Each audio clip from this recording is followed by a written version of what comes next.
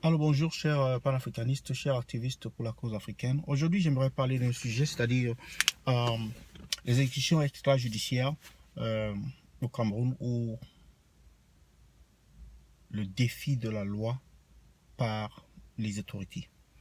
Alors en fin de semaine dernière, il y a eu ce crime où deux gendarmes ont été tués au niveau, je pense c'était en milieu de semaine dernière.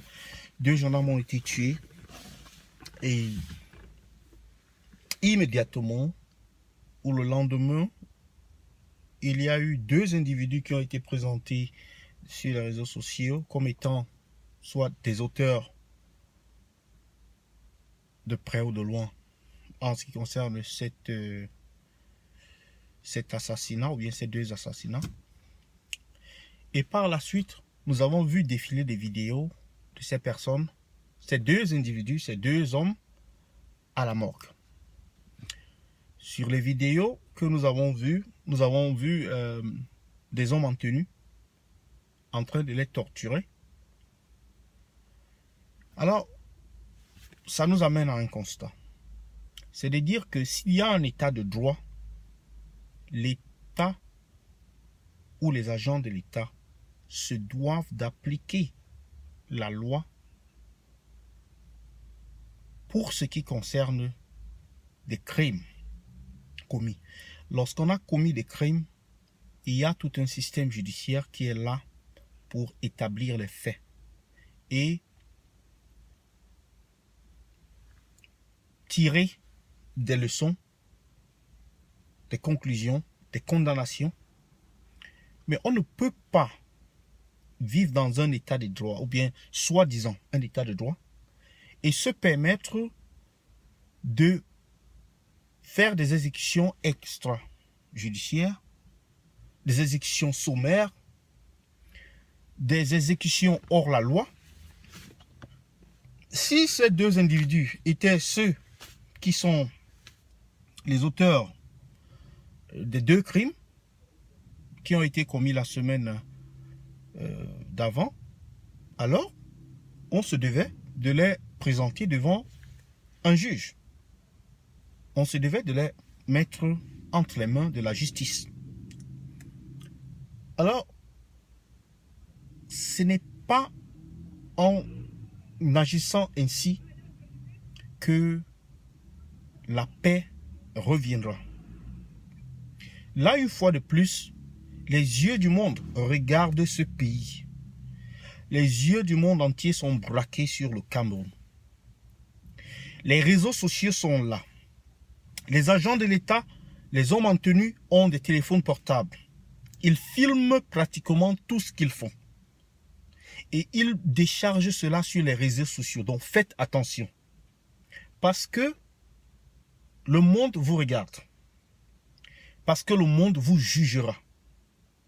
Votre peuple vous jugera. Lorsque vous posez des actes comme ceux-là, ce n'est pas des crimes, bien sûr, que je vais, c'est-à-dire m'en féliciter. Ce ne sont pas des crimes qui donnent une opportunité pour s'en féliciter, mais ce sont des crimes qui arrivent dans un contexte que tout le monde connaît. Mais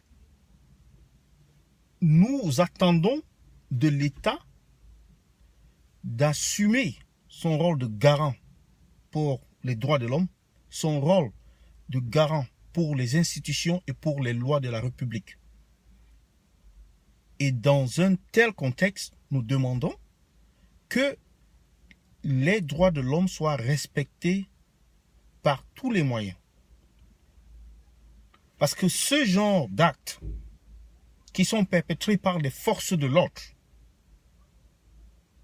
ne peuvent qu'envenimer la situation qui est déjà assez pourrie. C'est des actes de barbarie. C'est des actes qu'on peut comparer à, c'est pas l'État islamique, peut-être. On voyait des choses comme ça au niveau de l'État islamique, où il n'y a pas de jugement, la sentence elle est là, Mais qui a jugé ces deux individus? Qui les a jugés?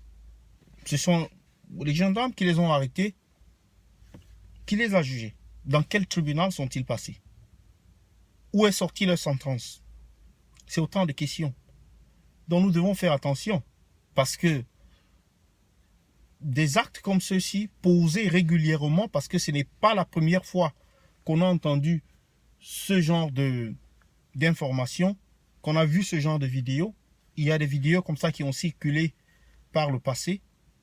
Mais ceci est encore plus récent. Et nous en appelons aux autorités qui disent qu'elles ont donné des consignes aux forces de l'ordre pour ne pas abuser des droits des gens ou des citoyens. Mais voilà des vidéos qui circulent. Qu'est-ce que les autorités disent? Qu'est-ce que le ministre de la Communication dit? Donc sur ce, je vais vous quitter. Je laisse à vos commentaires, à votre appréciation. Abonnez-vous. Merci.